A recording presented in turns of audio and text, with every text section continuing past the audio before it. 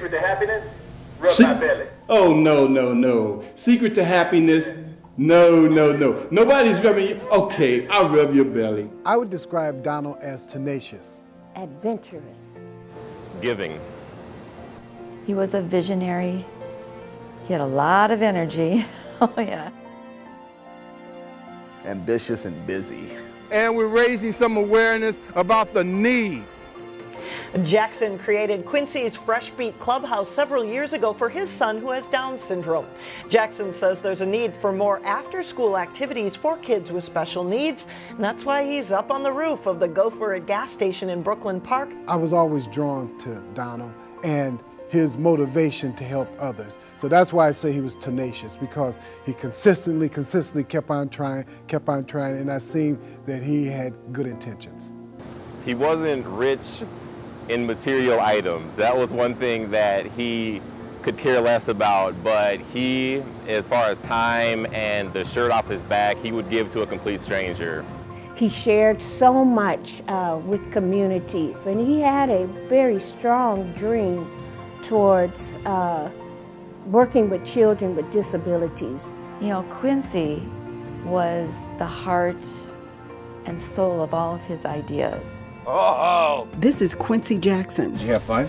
His dad, Donald Jackson, started the program. I'm literally, traveling all over the city trying to find activities for him because there's none ongoing in our community that I can just bring him to and just say, let's have some fun. Whoa! He just cared a lot about what was going on around him, just the indifferences and stuff like that, He's always been a man of the community, always trying to promote peace and togetherness.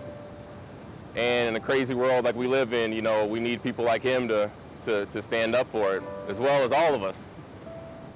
And the thing about him is that whatever he chose to do and whatever cause he decided to fight, he was always 100% into it. I mean, he was on the phone, he was calling people, he was organizing, he was just boom, boom, boom, boom, boom. He went at it 110%. I mean, one week he would be over fighting this cause, doing something for this cause, and then the next thing he would be over fighting this cause, then the next thing he's like, I got this going on because this, so he was always picking something, doing something, All right, Donald, man, you think you can do it all anyway, man. You want to write, you want to produce, you want to direct, you want to act. Now you want to take care of the cameras, and then you want to drive a car. Man, I don't know what you're going to be doing, man. You're taking on too much. I'm not taking on no more than I can handle. He was flowing with ideas. He could see the end, and he just wanted to jump to the end and do it. He was a jack of all trades and master of none. This is a term I like to use nowadays because I carry the same thing. And he would have 20 things going on. His heart was always in the right place. He wanted to do 20 things. He wanted to be there for you, to help you move at your graduation, to fix your car, and anything else he could do, but sometimes he shortchanged himself a little bit. And Donald, he was really, became a personal friend. He would bring me to the studio when I didn't have transportation, and he'd take me to the grocery store, so we interacted quite a bit. Or whenever he needed help, I would go help him, and whenever I needed help, he would come help me. And I just launched my new business, Nature's Ice, and we had some pictures up there of Donald, in remembrance of him, because he would have been there helping me out. I just loved Donald's energy. It was very outstanding.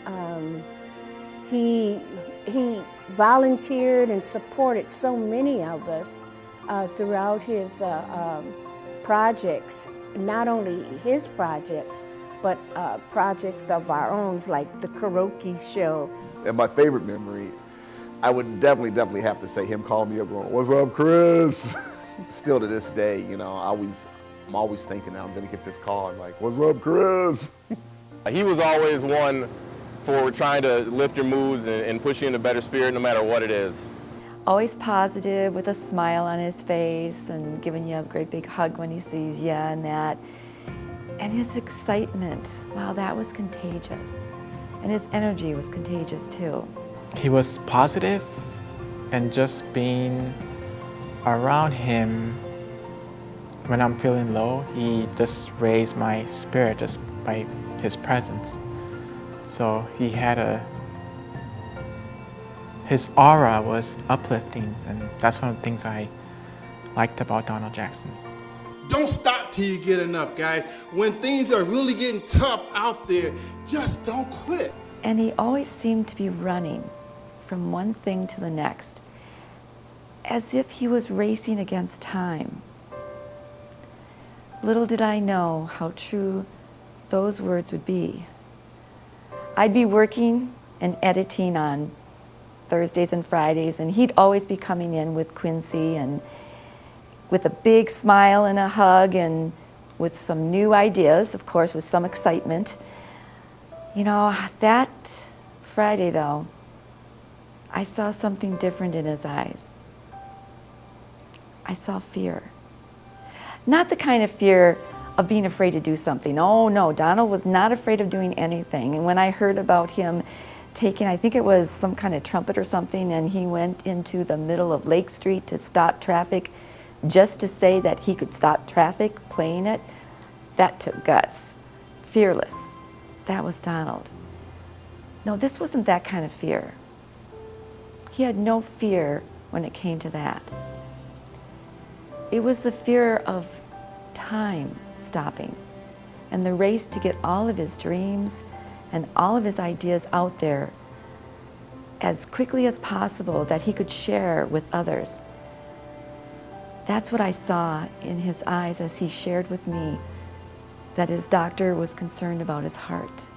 I told him to slow down. Slow down, Donald, slow down. Well, you know me, Sharon. I can't slow down.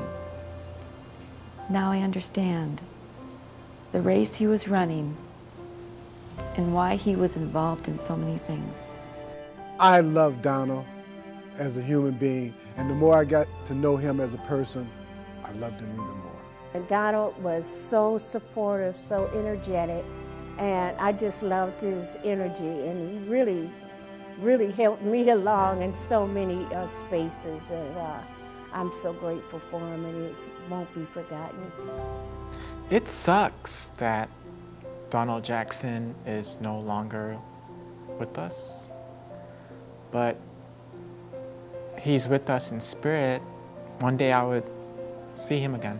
Okay, we're gonna take a few minutes. We're gonna do some Michael Jackson dancing. Come on, hee hee.